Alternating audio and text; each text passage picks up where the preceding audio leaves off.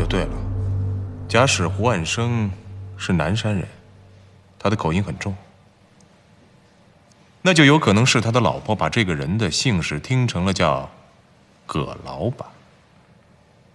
如果说葛老板应该是耿老板的话，那这个人肯定就是耿凤臣。林觉，我觉得问题都清楚了。前一阵子官委一直说耿凤臣已经潜回了凤春市，说实话，我一直不太相信。现在看来，证据确凿了。我们现在可以根据这个推论，是耿凤臣雇佣了胡万生。如果是这样的话，那所有的疑问都可以解释得一清二楚。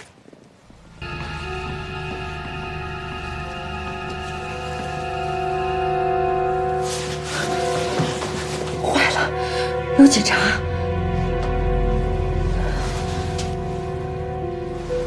怎么办？我把这小子收拾了算了，这口气我忍不住了。你疯了！你要是真敢杀人，我告诉你，我就死在你面前，你信不信？快上！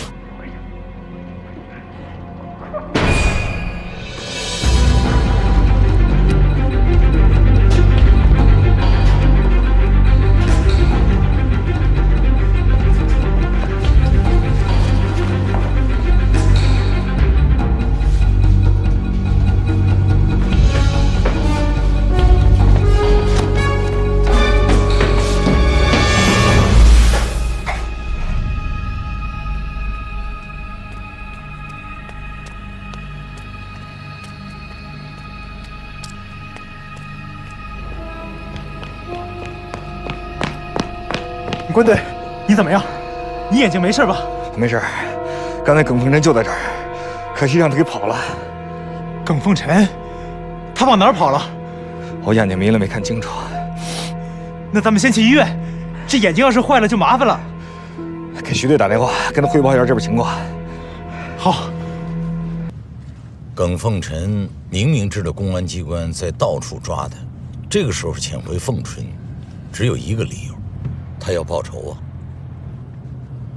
他雇佣的那个胡万生给你打电话，难道是想揭发耿凤臣，被耿凤臣发现了，把他杀了灭口？这只是一种可能，不排除有第三个人存在。现在只有抓住耿凤臣，才能真相大白。但目前我们证据不足，这个过程可能会很漫长。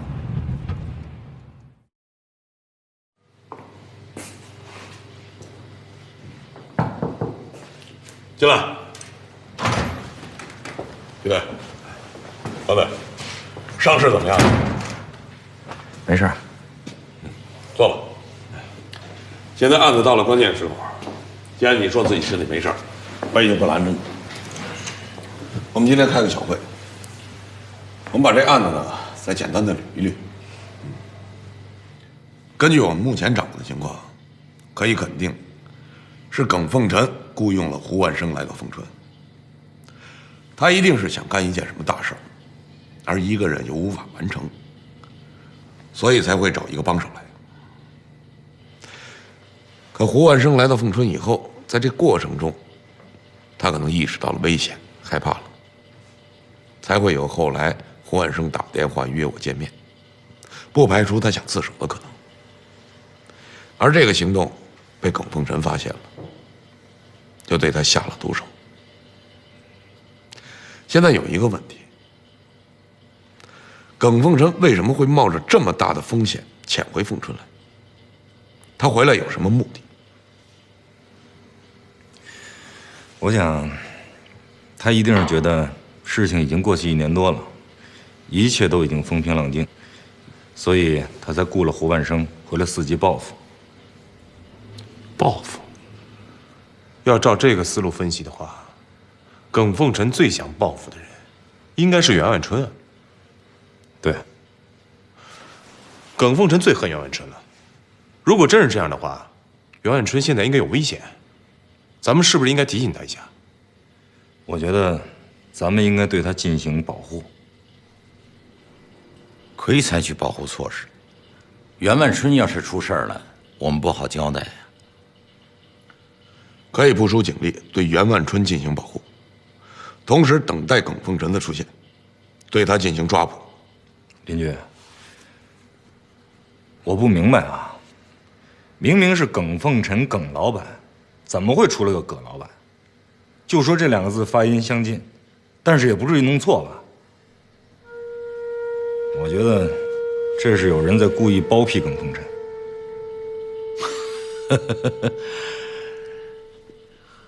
你这话什么意思啊？赵民在搜索证据的时候也是冒了很多风险的，我觉得他不会做这样的事。这就是苦肉计。关伟，政委说的对，没证据的事别乱讲。我们先把分歧放一放，目前破案是第一位。知道。他赵民也是个有经验的刑警了，怎么能在这么关键的问题上听错？刘亮啊，当务之急是要找到耿凤臣。他赵民一句话，我们满世界的找什么葛老板，费多大劲呢？他这不是故意的吗？我觉得赵民就是故意把我们往岔道上引。行了，怎么就说起来没个完了？徐队，我觉得咱们不把这事儿搞清楚，还会碰到这些莫名其妙的问题。我要找赵民算账。你怎么又来了？能不能不婆婆妈妈的？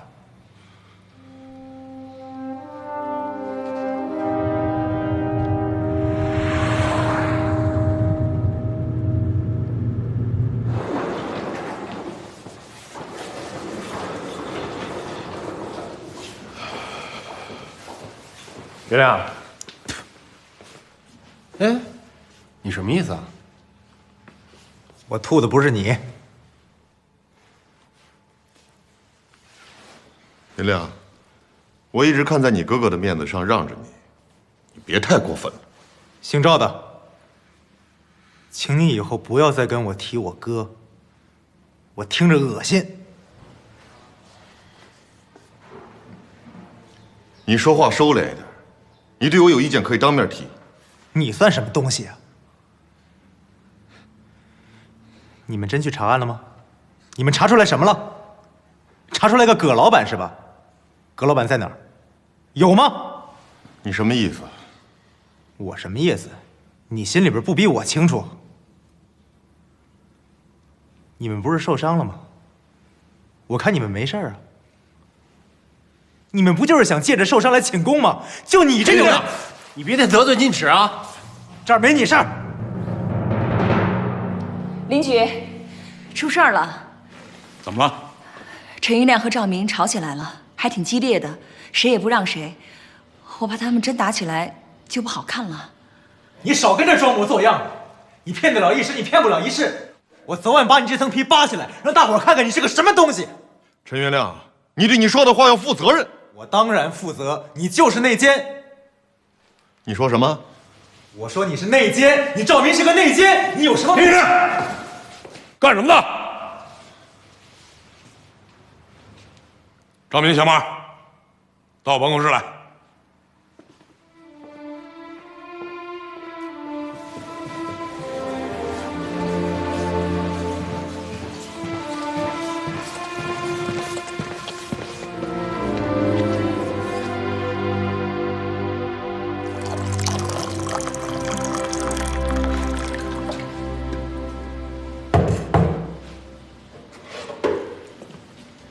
喝水。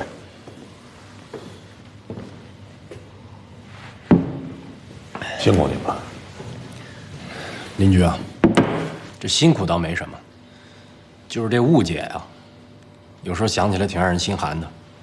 你看，我跟赵队这刚一进门，这劈头盖脸就上来了，这干嘛呀？这行了，邻居，我们还是向您汇报案情吧。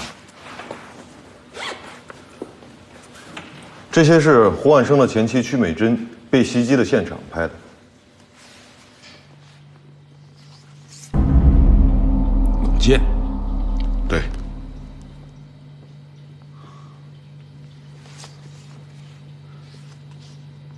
曲美珍现在情况怎么样？抢救过来了，暂时没有生命危险。说说当时的情况吧。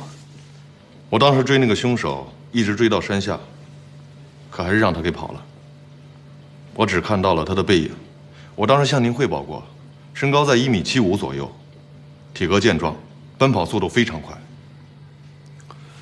我一直在想，是什么人这么害怕我们追踪到胡万生这条线索了，不惜任何手段，想要阻止你们去接住胡万生的前妻曲美珍。答案只有一个：幕后凶手。这说明咱们的侦破方向是对的。凶手害怕曲美珍会说出什么来，所以才敢于冒这么大的风险，甚至当着我们的面来杀人灭口。林局，我觉得这不像是一个人的作为。曲美珍醒过来之后，还有没有提供更有价值的线索？没有。曲美珍提供的最有价值的线索就是葛老板了，别的他什么都不知道。他没有见过这个葛老板是吧？他说是没有。他会不会撒谎？他醒过来以后，我又仔细地问过，以我的判断，他不像是在说谎话。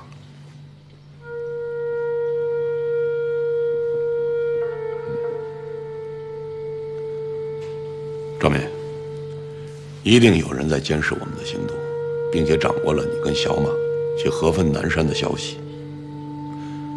我怀疑我们的内部有内奸，你怎么看？我还是不说了吧。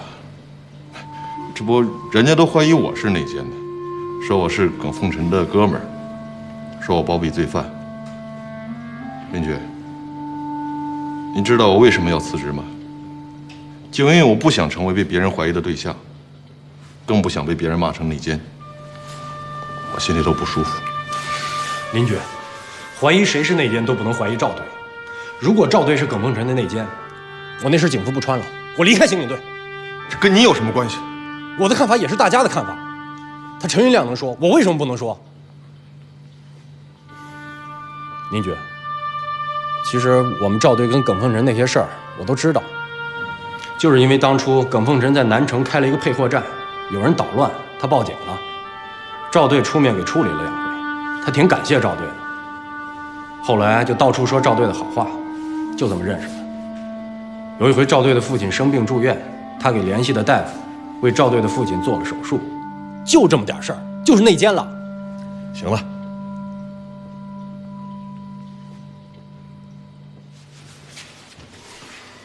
林局，我不想让您为难，要不这案子我回避了，或者你把我调离刑警队。我没什么为难，而且这段时间，我也很清楚地看到，你是一个好警察，我相信你。对于赵民来说，我相信你这4个字已经很久没有听见了。为了这句话，即使让赵民上刀山下火海，他都会在所不惜。谢谢林局。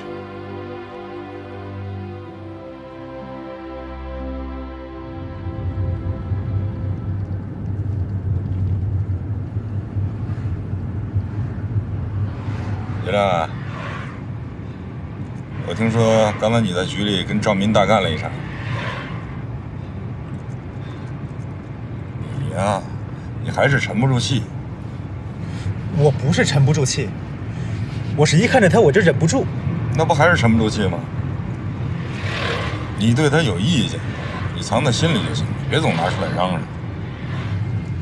我哥都牺牲1年了，耿凤臣到现在都没抓到。你说我这心里边能不急吗？急有什么用啊？一定要找到赵民确凿的证据。骂人能起什么作用啊？可是赵民这个人太圆滑了，你要想抓到他的证据，这也不是件容易的事儿。瞧你这话说的，他就是再圆滑，也有露馅的时候。只要我们坚持，就一定能够找到证据。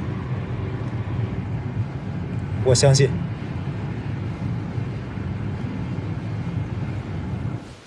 林局啊，我听说小陈跟赵民吵起来了。是。这小陈太不冷静了，哼！我觉着是有人挑拨离间，人说什么他就信什么，这不是给人当枪使？何政委，你说的这个挑拨离间的人是谁呀？这你还没看出来啊？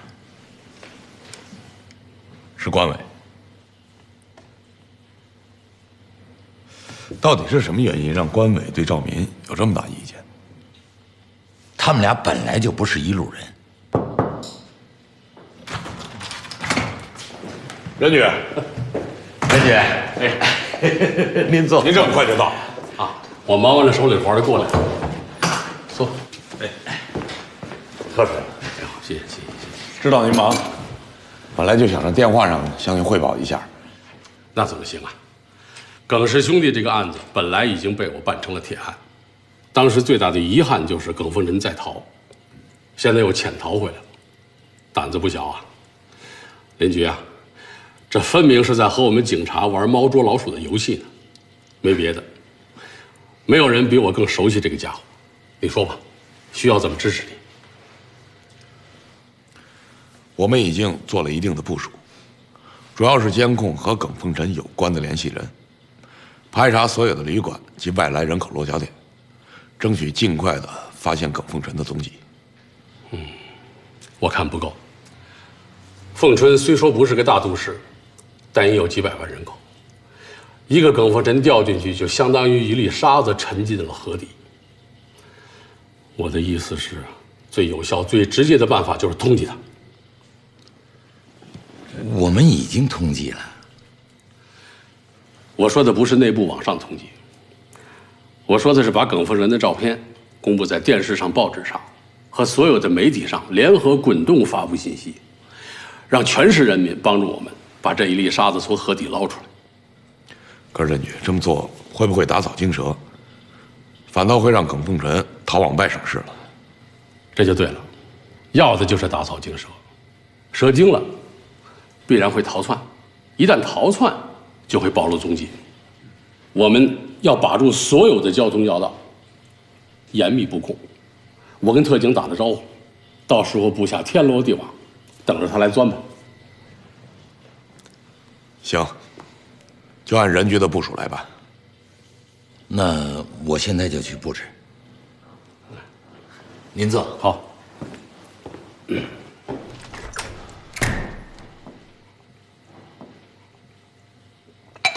林宇，赵民回来了吧？啊，回来了。听说他从南山传回了一个错误信息，导致了我们干警做了一场毫无意义的无用功，你怎么看？任局，这个我跟赵民已经谈过了。胡安生的前妻确实说的是葛老板，那就是说胡安生的前妻没说实话？也不能这么说，我想也有可能是口误或者口音造成的。哦，当然，我提起这个事情的主要意思是，我不怀疑赵民作为警察的忠诚。我在分局当了6年的局长，自信对赵民还是了解的。可是林局，作为一个人面对自己切身利益的时候，掩饰自己是本能啊。说到这里，就有一个逻辑的问题。什么逻辑？首先，作为赵民，他有没有隐瞒线索的动机？我反复思考了，他有。赵民之所以和局里的很多同事关系搞得很不融洽，其实原因只有一个：去年的12、13案件中，案发后的15分钟左右，逃亡中的耿凤臣给一个人打了电话，这个人就是赵民。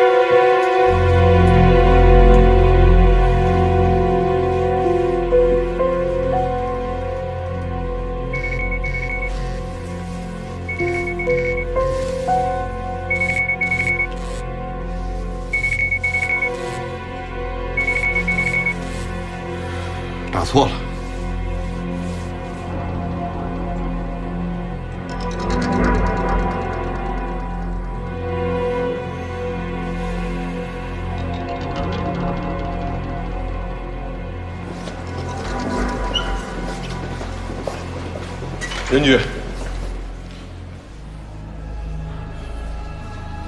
对不起，刚才的电话是耿凤臣打的。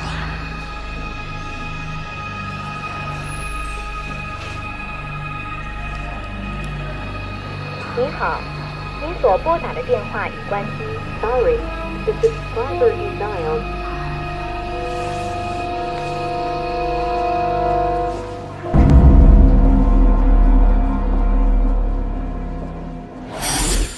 所以邻居，我还是那句话，我不怀疑赵民的忠诚，我更不怀疑赵民的能力。但是，就是那样一个细节，小小的细节，使我怀疑赵民和耿凤臣之间的关系不够坦然。当然，他也可能没有隐瞒。可是邻居，哪怕就是片刻的犹疑，也让我在后来对赵民的使用上有了一些保留，因为不得不保留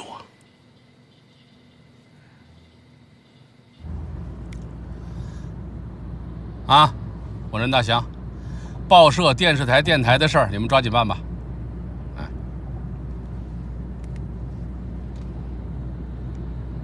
何政委，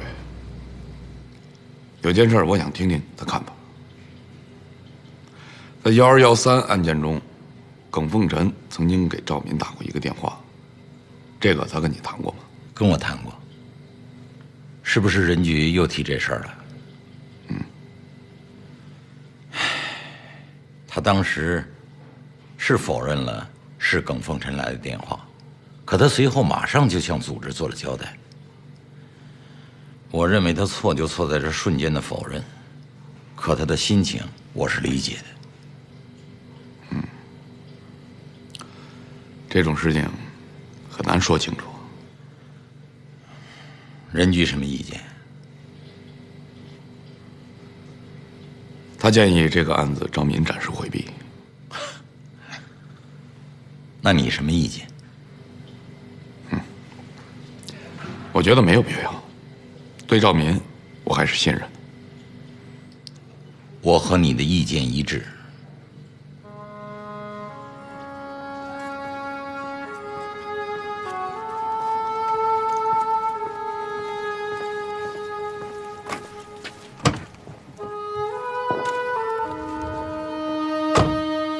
来回来，吃点东西，别有身体高考。我吃不下去，耿凤臣抓不着，心里头着急。着急？谁不着急啊？可是该沉住气的时候就得沉住气。蹲守这种事儿啊，就是急不得恼不得。这都好几天了，耿凤臣连个影子都没有，他敢回家吗？耿凤臣已经在凤春出现了，那么他的家必然是蹲守的重点。上次让他给跑了，我这心里边都后悔死了。既然他已经回来了，我不相信他不回家看看他老母亲。只要有1/1000的可能，我们就得在这蹲守。关哥，我真佩服你这股韧劲儿。哎，吃点东西闭会儿眼。今天夜里还是咱俩的班。明白，我听你的。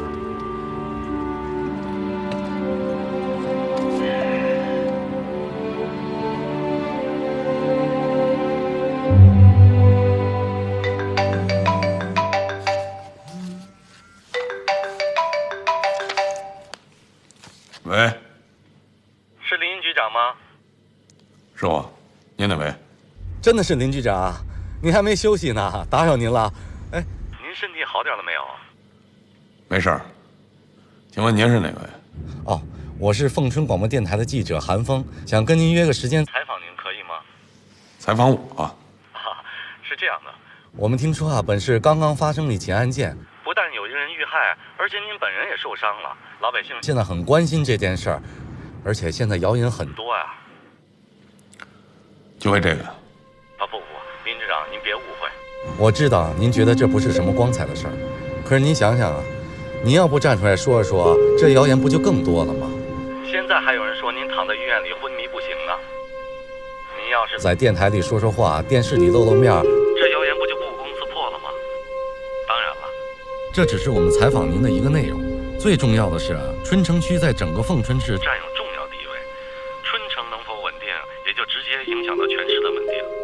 另外呢，就是您对维护凤春治安、对公安队伍建设有什么想法和措施，进行一下采访报道，您看可以吗？好吧，那你明天上午先和政治部的黄主任联系，确定我们的采访时间吧。韩记者，邻居遭犯罪分子的伤害，这并不是一件什么光彩的事儿，你不会是想结他伤疤吧？黄主任怎么会这么想呢？我们的用意啊，就是把真相告诉老百姓，制止谣言啊。哎，我提醒你啊，时间不能太久，他身体刚刚恢复。不会久的，黄主任你放心吧。好，这边请。好。林局长，打扰了。你好，您好。韩记者，您喝水。谢谢。林局，还有事儿吗？啊，没什么事儿了。那我去忙了。谢谢啊，黄主任。谢谢您啊。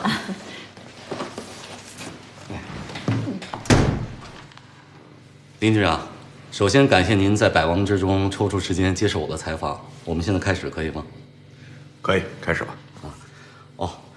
为了打消您的疑虑和戒心，我首先说明一下，我们电台记者和电视台记者是有所不同的。他们采访呢是用镜头记录人，所以呢有些人有所顾虑。我们电台记者就不同了，所以呢您可以放开大胆的讲，不要有什么顾虑，好吗？好，你尽管问吧，只要不违反纪律，我们都可以聊。好的。首先啊，我问您一下，听说那天夜里您遇到了危险，遭到不明袭击，并且昏了过去，有这件事吧？是。那您能把经过讲讲吗？听说您昏倒的地方还出现了一具尸体。我路过那里纯属偶然。至于我被袭击，还有那具尸体，目前案子正在侦破中，恕我无可奉告。那么您对这起案件有什么看法？你指的是什么？我有两个意思。第一呢，是您是否有决心侦破这起案件；第二呢，是通过这起案件，您对凤春的治安有什么看法？对这起案件的侦破，我是有决心的。如果不破了这个案子，我还有什么脸面在这儿做公安局长呢？但是这需要春城分局全体公安干警的努力，也更需要上级公安机关及广大人民群众的支持。那第二点呢？通过这起案件，您对凤春的治安有个什么样的判断？我刚来不久，也刚刚上任不久，不能就这起孤立的案件对凤春的治安情况做一个什么判断。林局长，不过我希望您尽快能形成判断，这样呢，他能指导您今后的工作呀。好，我会尽快的掌握这些情况。林局长，我还有一个问题，现在凤春有很多传言，其中一种传言就说您遭遇的事件是有预谋的，是针对您的，想给您当头一棒，来个下马威。我不会根据道听途说来做出判断和决定。林局长，您和以前不太一样了。人总是要变的嘛。林局长啊，听说以前您嫉恶如仇、坚韧不拔，有时候还锋芒毕露。可是通过我这次采访，我没发现这些特点。你知道我以前的样子吗？林局长，您别忘了，我可是记者呀。再说您的事情也经常上报刊，也许呢，我看到只是表面，我不知道您内心有什么样的变化。不过我个人希望你不要有什么变化，还是希望是原来的你。不要那么成熟，那么世故。凤春不需要这样的公安局长。我听说这几年您破了很多有影响的案子，而且这些案件也很复杂，牵扯到了方方面面，您都坚持了下来。不过我还是有些担心，这些经历会不会对您内心产生很大的影响呢？韩记者，这好像超出了要采访的内容了。对，就算这是我个人的问题吧。当然，您可以不用回答。回答也无妨。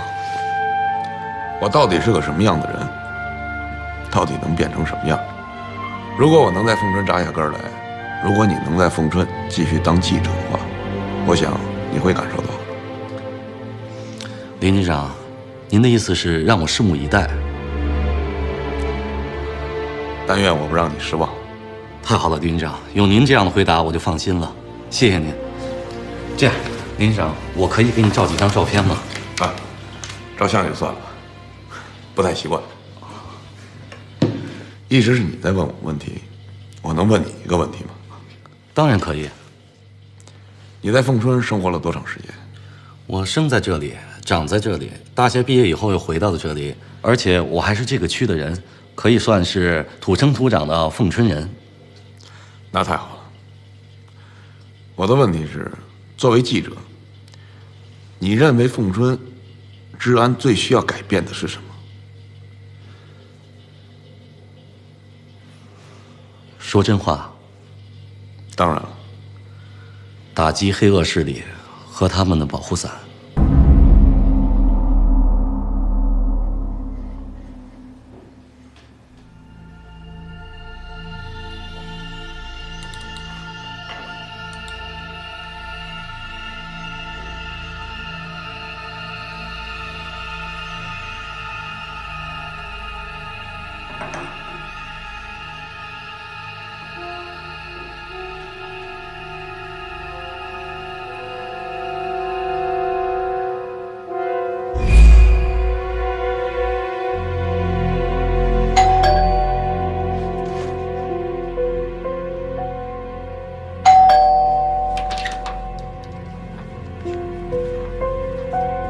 袁总在吗？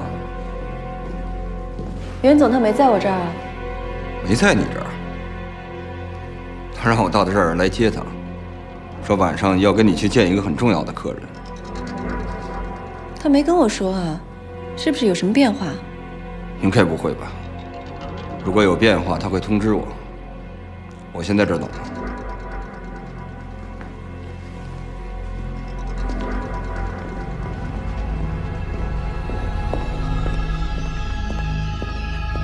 你就在这儿等他吧。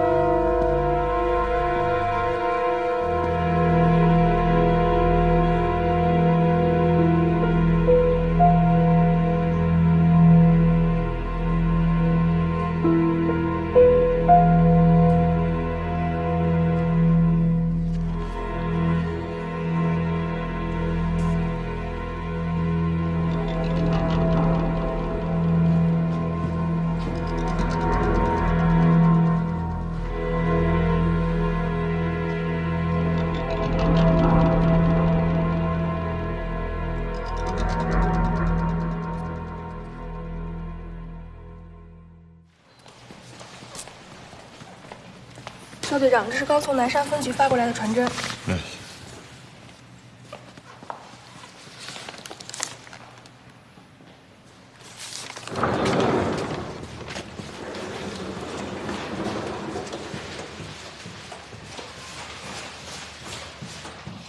南山公安局刚发过来的，是沙海曲美珍那支弩箭的调查报告。他们找到了厂家，那个厂子叫弓箭坊。1个月以前，他们接到了一个网络订单，按照这个地址，他们发的货。凤春天山南路甲3号，李刚。根据厂家的要求，这个订货人还留下了他的身份证复印件，在后面。耿凤臣。对，李刚是他当时用的假名字。那这个地址极有可能是耿凤臣在凤春的藏身之地。通知刑警队，马上行动。是。这边。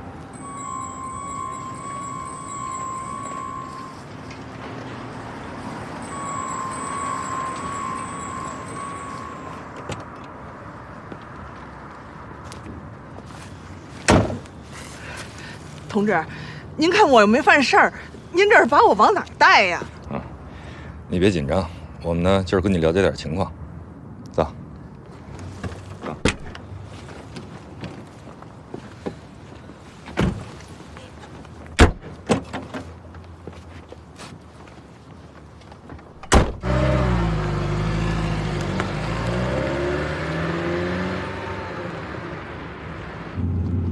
师傅，您看我真的没犯事儿，您这是要往哪儿带呀？你哪儿那么多话呀？到了就知道了。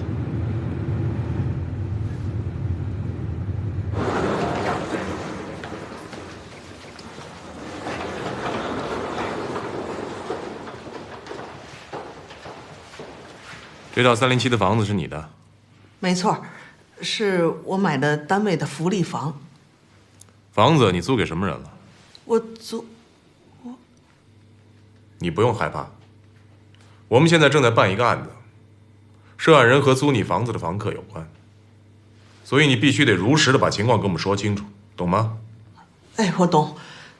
那个上个月吧，有一个30多岁的男的来租房子，我看他给的钱还可以，我就租给他了。哦，这人叫耿真。你把这个人的年龄和相貌、体征叙述一下。这人30来岁，是个中等个儿，那个头发不长也不短，是个4方脸，没错。是这个人吗？不像，好像不是。你再仔细看看。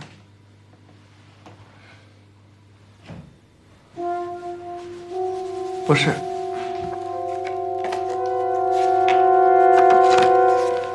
再看看，是这个人吗？哎，没错没错，就是这个，就是他。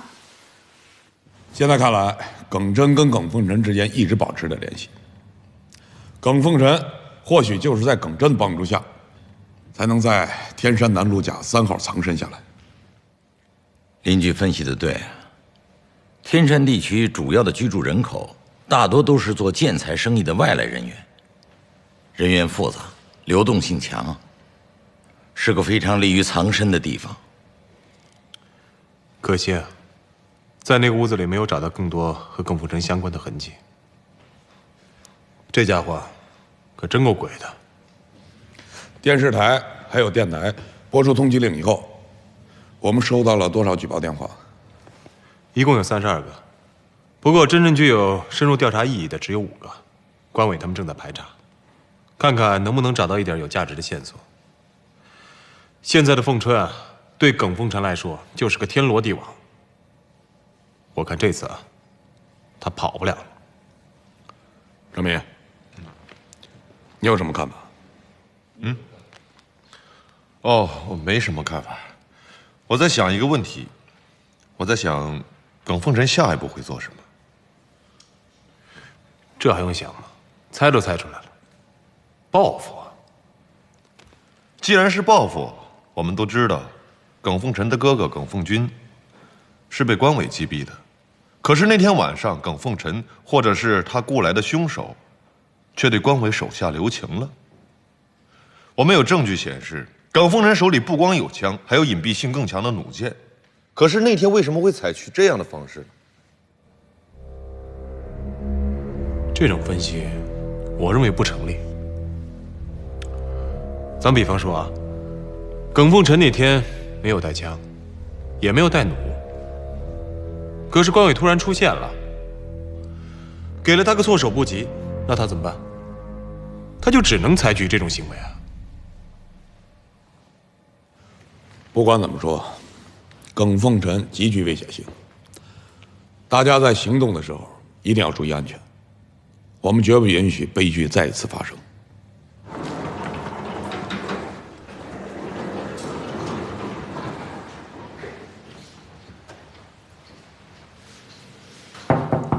进来。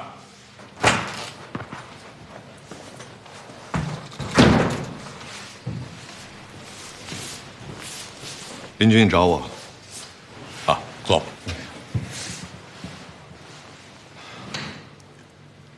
找你来是想跟你聊聊。他们都说你跟耿凤臣是朋友，我很想知道，在你眼中，耿凤臣到底是一个什么样的人？其实也没什么。我和耿凤臣之间的事儿，小马基本上都说了。我和他之所以能够成为朋友，就是因为我父亲的病。那会儿他帮了很多忙。他那时候是个很讲义气的人。我确实不知道他一直在干违法犯纪的事情。直到他出事以后，我真的是不能原谅我自己，因为我是一个警察，可我却跟一个罪犯成为了朋友。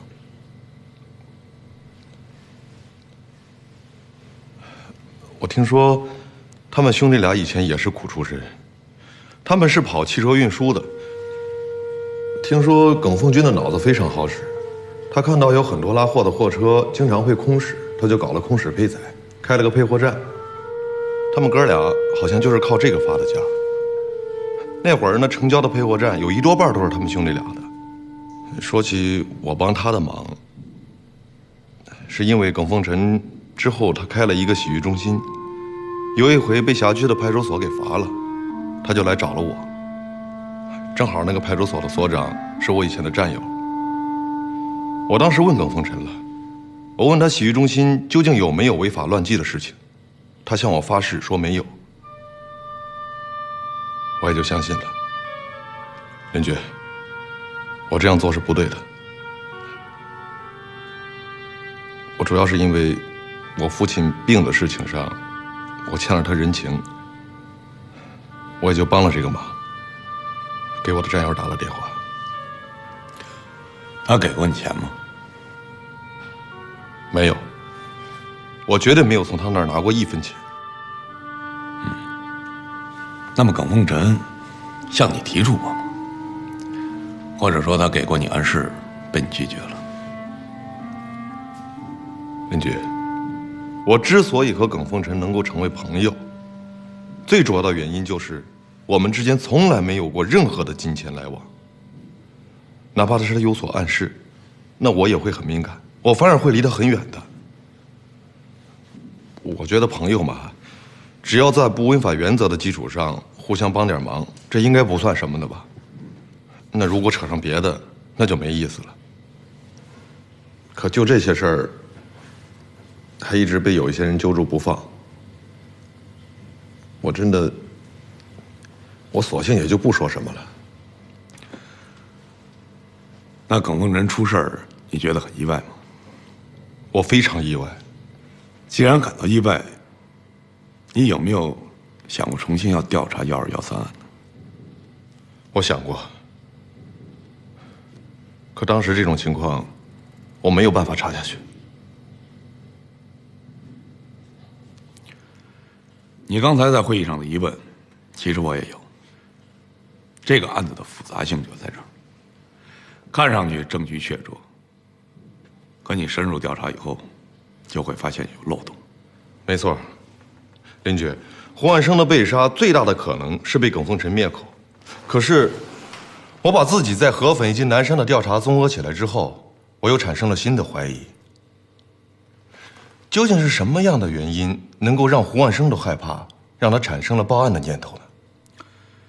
赵敏，不管耿凤臣以前在你眼里是一个什么样的人，他现在是一个穷凶极恶的罪犯，身上可能背负着数条人命。我还是那句话，我信任你，希望你能够全力以赴抓捕耿凤臣，绝对不能再让他危害这个社会。我明白。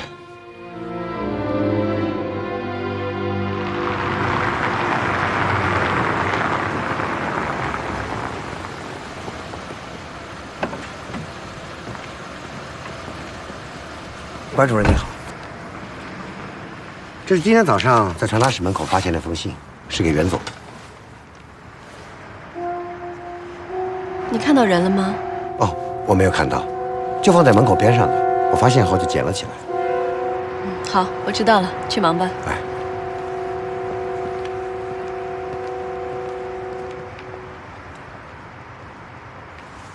喂，任局啊，有事吗？你们接到了万春集团的报警电话了？对，我们正在去万春集团的路上。你先别去了，这里边可能有误会。是谁报的案？报案人是万春集团的办公室主任关慧丽。怎么了？有什么问题？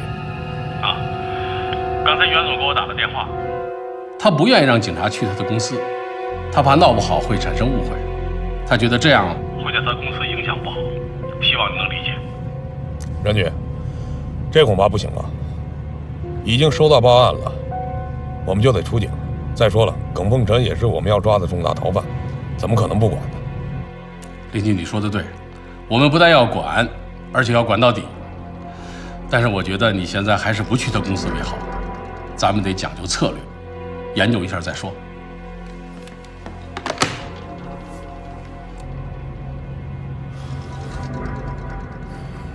任局不同意去，不管了，有什么问题我跟他解释。薛队、郭队，你们俩到了以后，先找保安部联系，了解一下情况。是。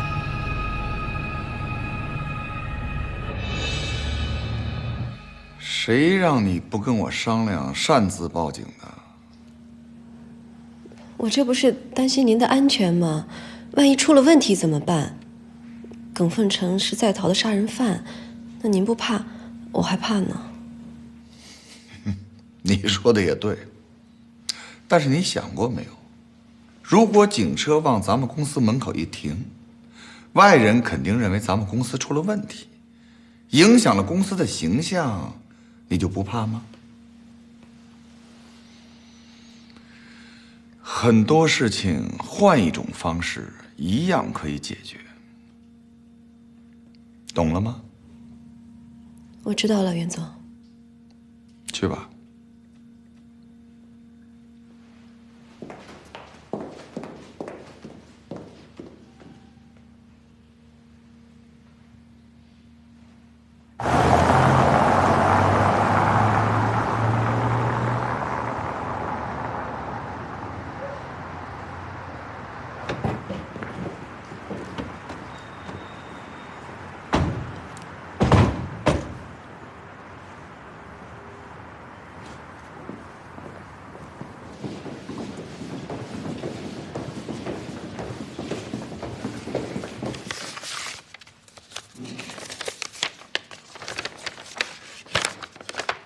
袁万春，我来找你算账来了。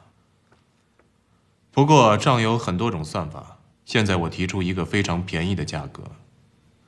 今天晚上0点整，你一个人带着20万元现金送到西城十字路口，到时等我的电话。我只把话说一遍，你要识相就乖乖听话，不然我会用另外的方法跟你算账，那要比这个代价大得多。耿凤臣，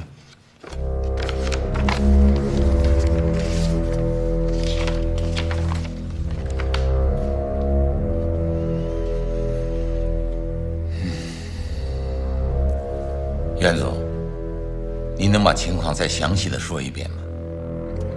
还是关主任介绍吧，信是他发现的。今天早上我去公司上班，路过大门口的时候，保安把这封信交给了我。我看了之后，就立刻拨打了110。我一看信，我就知道麻烦了。我比较了解耿凤臣，我就是按照他说的去做，他也不会放过我。林局，你说我该怎么办？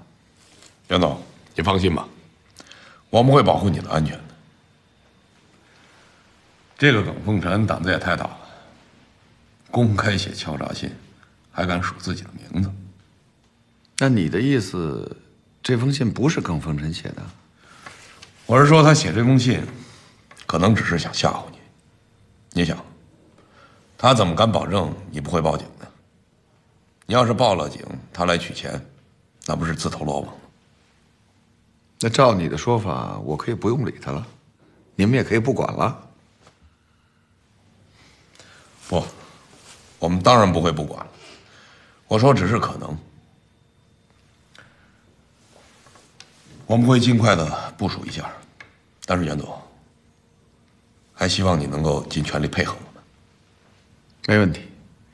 啊，对了，任局，刚才我给任局打电话没别的意思，就是为了不惊动你们，请多理解。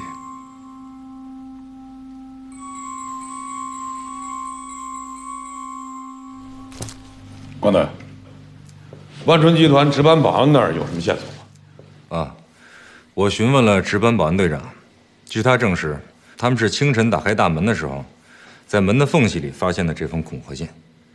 当晚没有什么异常情况。关主任说的那个打瞌睡的保安我也找到了，他正是当晚守候大门的保安。我问他具体打瞌睡的时间，他说大概是从凌晨3点至5点。信应该就是那个时间段放在那里的，就是这些情况。林局，咱不妨就从这封信入手，找专家来鉴定一下这些字有什么特点，看是什么打印机打印出来的，然后在全市范围内排查打印机，看看这封敲诈信究竟出自什么人之手。这已经很清楚了，署名写着耿凤臣呢，这有什么可查的？打这样的信，一定要找到可信的人。耿凤臣有这样可靠的关系，看来他的能力非同一般呀。在凤春市，不只有一个他信得过的人在帮他呀。我同意排查打印机，找到打印机就能找到耿凤臣的线索。徐队，你是刑警队长，说说你的看法吧。我现在头绪有点乱，我想先听听大家的意见。林局，我觉得我们不应该听风就是雨啊。你想啊，我们正在全力的抓捕耿凤臣，可他自己跳出来了，去敲诈袁万春，这不符合逻辑呀。他会不会是在吓唬人，虚晃一枪，制造混乱，有别的目的呀？政委说的有道理，不过我觉得我们也不能掉以轻心啊。这万一耿凤臣他来真的，出了事儿，而我们又没管，那这责任谁来负啊？林局，我想情况应该是这样的，在我们的大力打压之下，耿凤臣他等不及了，所以拿要钱作为幌子，想要把袁万春引出来，对他进行报复。不管怎么说，这种事儿宁可信其有，不可信其无。就算他是假的，是虚晃一枪，我们也要当真事儿来对待。现在我们来研究一下针对这个事件的行动部署。先走，您叫我。最近一定要注意安全。我不希望一个耿凤臣影响到整个公司的正常运转。告诉保安部经理，关主任的住所的安全一定要特别小心。知道了，我这就去。袁总，公安局刑警大队来电话了，说晚上他们已经进行了周密的安排和部署，绝对能保证您的安全。袁总，到时候我陪您去。你陪着去，耿凤臣就不会来了，那公安局不是白忙活了吗？那我在暗处保护您。你再怎么在暗处，还是在明处。我看这事儿还是交给公安局比较安全。你先去吧。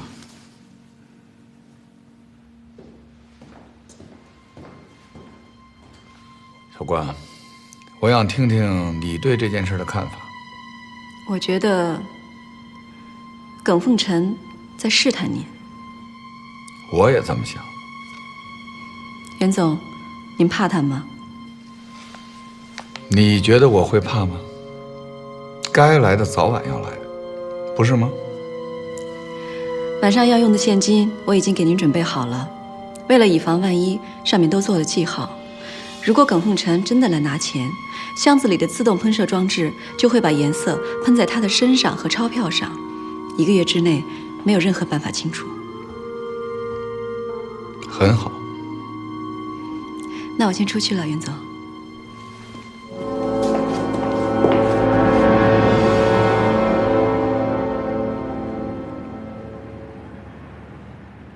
林荫怎么没来？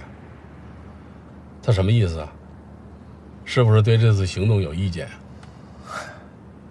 任局，您误会了。林局这也是为了做到万无一失啊。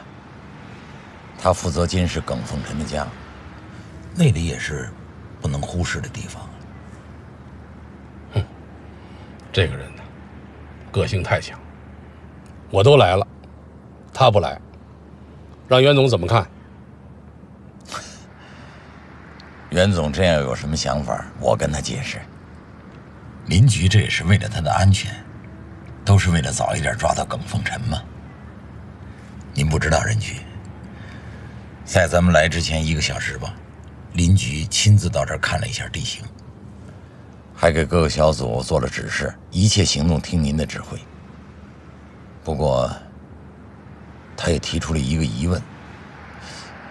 这个地方虽然算不上是繁华地段，可是也并不偏僻。耿凤臣为什么要挑这么一个地方接头啊？是有点怪。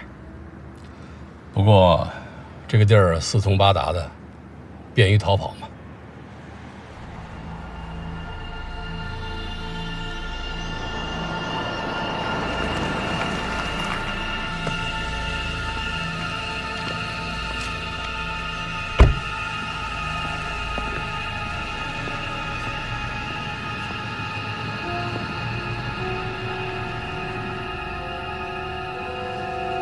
各小组注意，依次报告一下情况。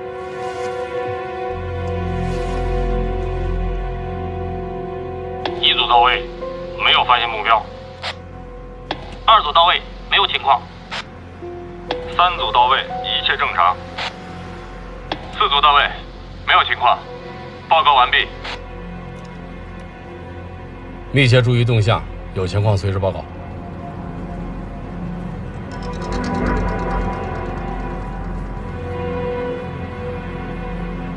袁总，有动静吗？没有。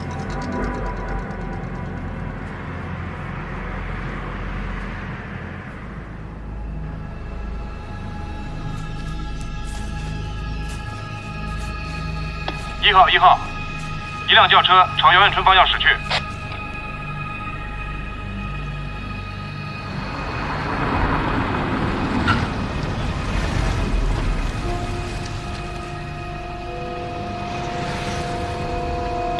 1号，刚才那辆轿车很可疑，请指示。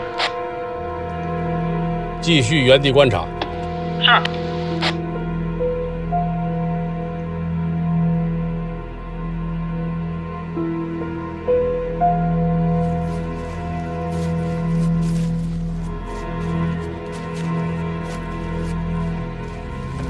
报告1号，那辆轿车又朝姚远春方向驶来。不要动，守住你们的位置。是。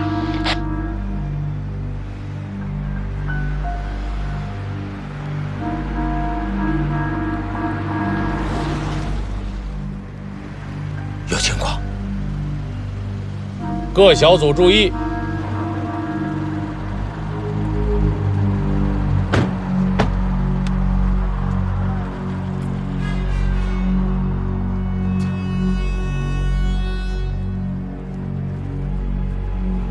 你们要干什么？你这不是等我们呢吗？拿来吧。行动！警察！带过来！不是怎么回事？快点跑！快点！来，走，站好。耿凤臣呢？这谁？你快说，耿凤臣呢？告诉你们啊，盯你们半天了。耿凤臣怎么交代的？耿凤臣？耿凤臣，那不是杀警察那通缉犯吗？我们怎么可能认识他呀？怎么着？不老实是吧？说干什么来了？你们是警察呀？我们错了，我们不该干这事儿。对，我们俩就是喝点酒，然后就开车出来兜会儿风，走着拐角这看着有一人他手里拎一包，然后我们就合计这人挺怪的，就合计。就想是我们真不认识那耿凤臣，对，你们弄错了啊，是我们错了，我们就不该干这事儿啊，对，怎么搞？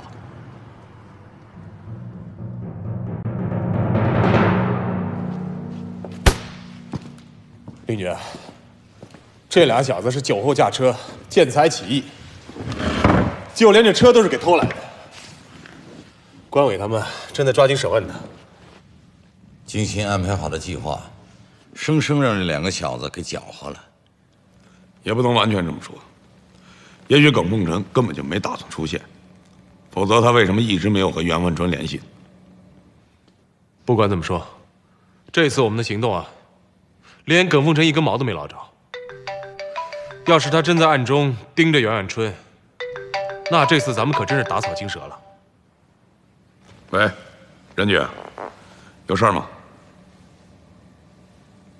好，我知道了。袁万春来了。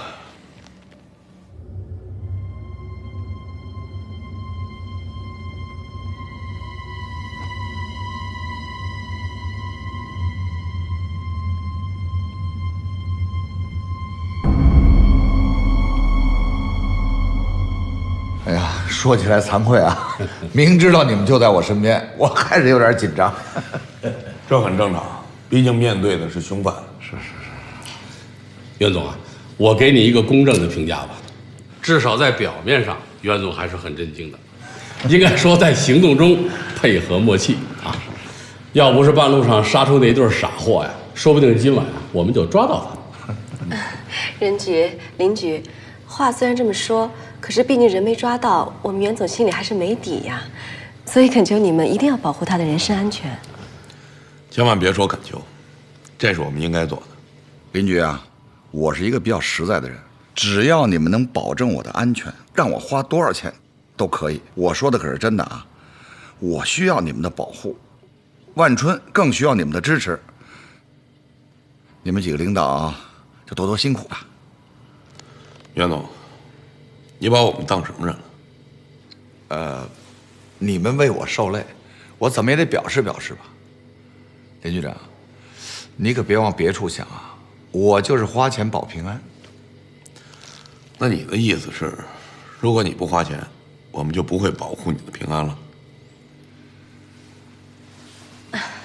林局，其实我们袁总的意思是，在任何事情上都需要一个对等的原则。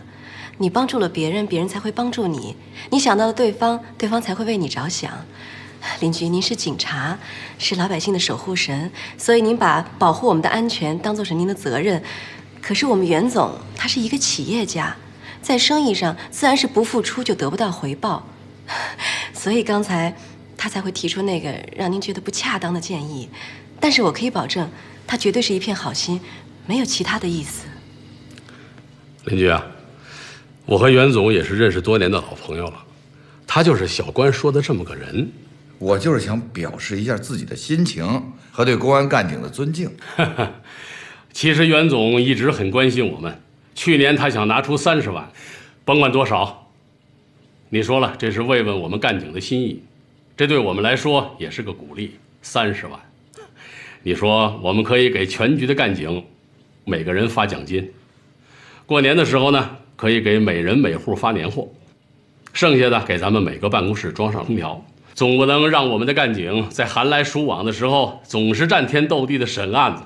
何政委，他是这么说吧？是。那笔钱，我们分局后来还是没有要嘛。所以啊，林局，和袁总还是要互相沟通。只要我们多理解对方，不违反原则就行了。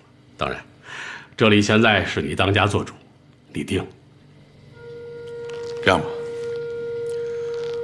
我们分局抽调6名警力，负责保护袁总的安全。如果有其他的情况呢，我们可以随时再调配警力。你看这样行吗，袁总？谢谢邻居。不过每天有2个警察在我这转悠，好像对我公司的影响不太好吧？你这办法我不太能接受。那不行，如果你要出了什么事儿，我们可担待不起，这事儿由不得你。出事不怪你们，邻居，我公司保安部也有几个兄弟身手不错，也能保护我的安全。只是我想向邻居请一把尚方宝剑。什么尚方宝剑？耿凤臣肯定是想要我的命，我能不能自卫啊？当然可以，但一定要有尺度。当然，他不伤我，我绝对不会伤他。但他手上可能有家伙想伤我呢。情况要是这样的话，你可以自卫。那也必须是正当防卫。我明白。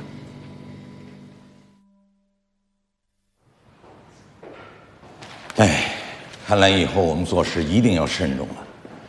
上次那个叫韩风的记者来采访邻居，事先就应该提醒他说话要注意。无意间一句话被记者抓住，不知道会生出什么乱子来。你看，现在又冒出个叫江南的写了这篇文章，这不是添乱吗？这事都怪我疏忽了。也不怪你，我也有责任。走。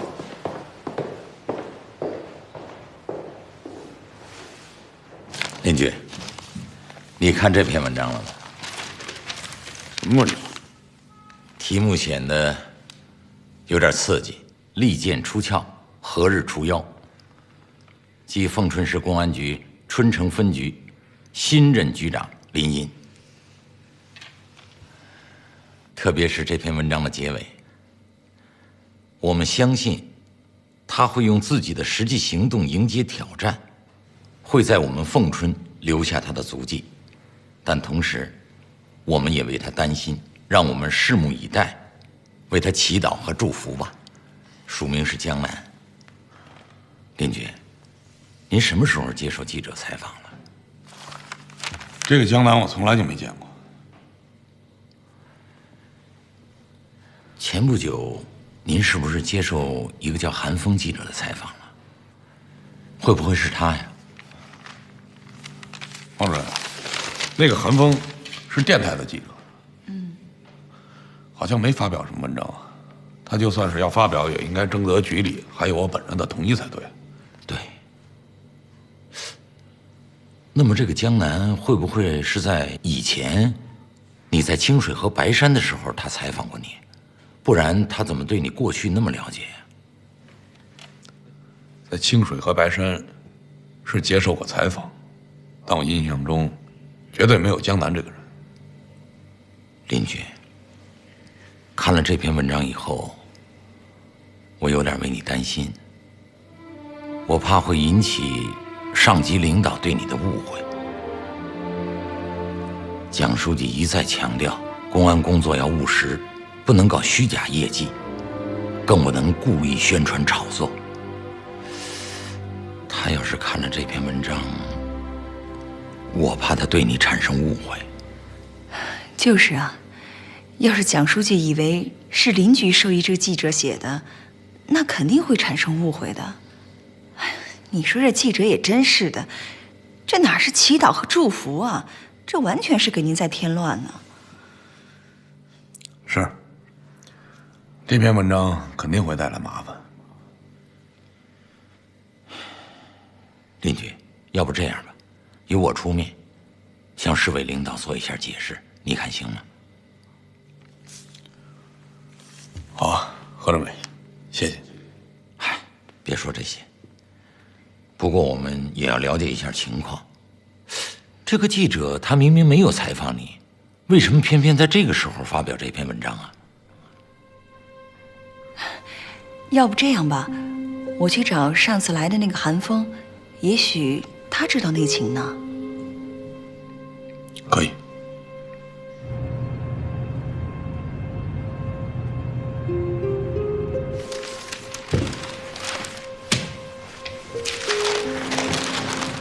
这篇文章我看了，写的不错啊。怎么了？我想请你给我解释一下。解释什么？这篇文章跟你有关系吗？也不能说完全没有。我采访你之后啊，江南知道了，找我要了些材料，说要写一篇文章关于您的。至于说关系，只有这些了。哎，怎么了，宁局长？有失实的地方吗？不是失实的问题，我就是想知道，他既没有采访我，也没有跟我沟通过，他有什么权利发这篇文章？哎呦，我记得当时我提醒过他，事先一定要跟您沟通的。他没有跟您沟通吗？没有。不过，我觉得这篇文章写的挺好的，也是支持您的，没有恶意啊。这个江南你认识？你有他的电话吗？我想跟他沟通一下。好吧。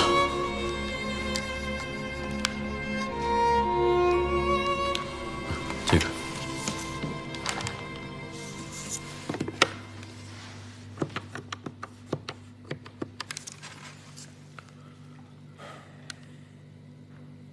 喂，你好，请问你是记者江南吗？喂，请问你是江南吗？我是林一，我想跟你谈一谈。喂，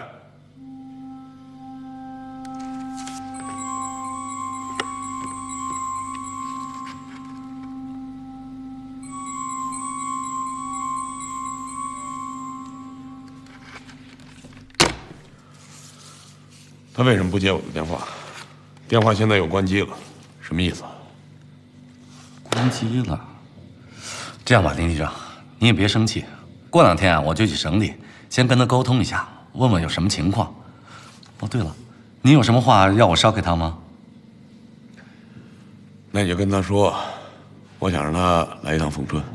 好的，我一定想办法让他来一趟的。好。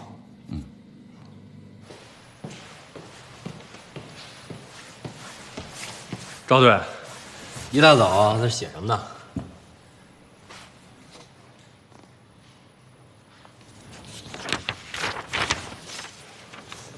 耿凤臣的关系图，你看看还少什么吗？没少谁吧？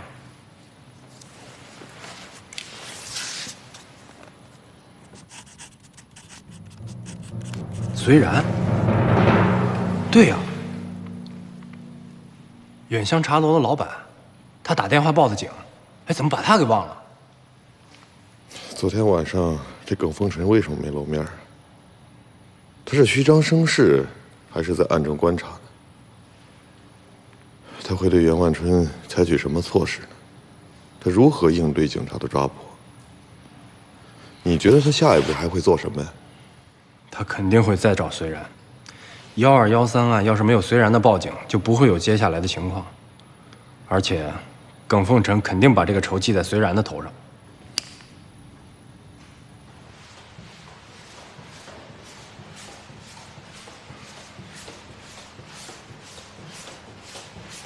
耿凤臣虽然没有出现，但我肯定他还在凤春。接下来，我觉得他会去找一个人，隋然。1213案重要的目击证人，虽然是远香茶楼的老板，耿氏兄弟绑架袁万春就发生在他的茶楼里，当时也是他报的案。我觉得现在很有必要把他的茶楼监控起来，以防万一。咱们现在就去一趟远香茶楼，见见这个隋然。进来，王主任，有事吗？这是您要的简报。啊，行，先放着吧。您要出去啊？啊，我跟赵民要去一趟远香茶楼。啊，对了，你帮我喊一下何政委。啊，好，您看是不是也通知一下关委，让他跟您一块儿去啊？可以。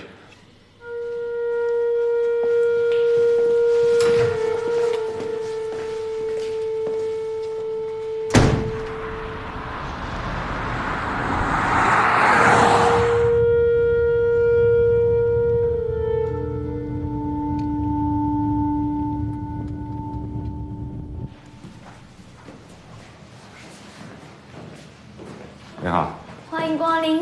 林局、韩政委，这就是1213案的发案地远香茶楼。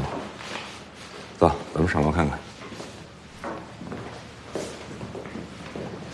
案发前这儿的生意还是不错的，现在冷清了很多。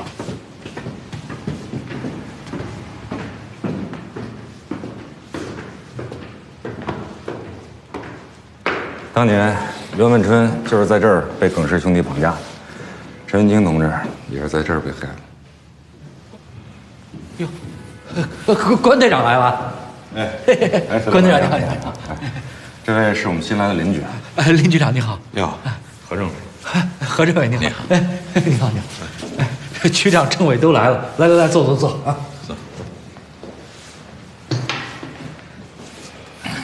关队长，咱们喝点什么？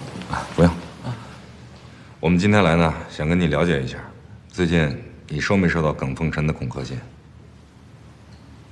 耿凤臣的恐吓信？这什么恐吓信啊？这怎么回事啊？耿凤臣他回来了，他给袁万春写了一封信，说是要报复，所以林局跟何政委呢，比较担心你的安全，特意过来了解一下情况。有这样的事啊？那我该怎么办？我们来就是希望你能提高警惕，发现什么可疑的迹象，及时向我们报告。不过也不用太恐慌，我们公安机关会注意保护你的安全。林局长，俗话说明枪易躲，暗箭难防。我一个小老百姓，我们邻居刚才不是已经说了吗？我们会尽力保证你的安全。那么你们得赶紧派人来啊！啊！你放心，很快。那我先谢谢你们啊。林局长，欢迎再来啊！何政委，有空来。关队，再见啊！再见。